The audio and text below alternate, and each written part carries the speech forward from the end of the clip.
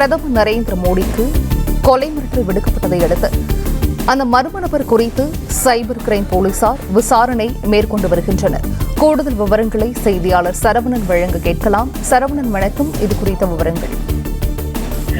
சென்னை புரசைவாக்கத்துல தேசிய புலனாய்வு முகமையினுடைய அலுவலகம் என்ஐஏ அலுவலகம் இயங்கி வருகிறது.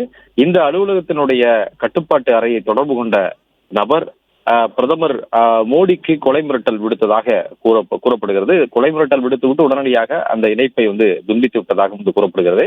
இந்த என்ஐஏ கட்டுப்பாட்டு அறை எண் ஏற்கனவே குற்றவாளிகள் குறித்து தேடப்படக்கூடிய குற்றவாளிகள் குறித்து தகவலை தெரிவிப்பதற்காக இந்த எண்களை ஏற்கனவே என்ஐஏ அறிவித்திருந்தது. அதனால் பொதுவெளியில இந்த எண்கள் இருக்கிறது. என்ஐஏ கட்டுப்பாட்டு அறை எண் பொதுவெளியில் இருக்கிறது. அந்த எண்ணை தான் தொடர்பு கொண்டு இந்த நபர் இந்த மிரட்டல் விடுத்திருக்கிறார்.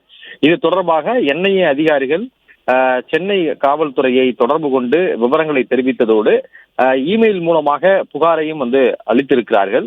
அந்த எந்த எண்ணிலிருந்து அந்த மிரட்டல் வந்ததோ அந்த எண்ணும் கொடுக்கப்பட்டிருக்கிறது.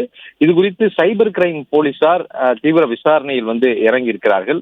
அந்த அழைப்பு எந்த பகுதியில் இருந்து வந்திருக்கிறது, எந்த சிம் கார்டிலிருந்து எந்த போன் பயன்படுத்தப்பட்டிருக்கிறது என்று அந்த சைபர் கிரைமினுடைய லேப் மூலமாக கண்டறியக்கூடிய பணியில தீவிரமாக ஈடுபட்டிருக்கிறார்கள். பெரும்பாலும் இது போல மிரட்டல் அழைப்புகள் அவ்வப்போது காவல்துறையினுடைய கட்டுப்பாட்டு அறைக்கு வரும். பிறகு விசாரணையில் அது வெறும் வதந்திதான் என்றும் அது போன்ற மிரட்டல் இருக்கக்கூடிய நபர் மீது சட்ட ரீதியான நடவடிக்கை மேற்கொள்ளப்படும்.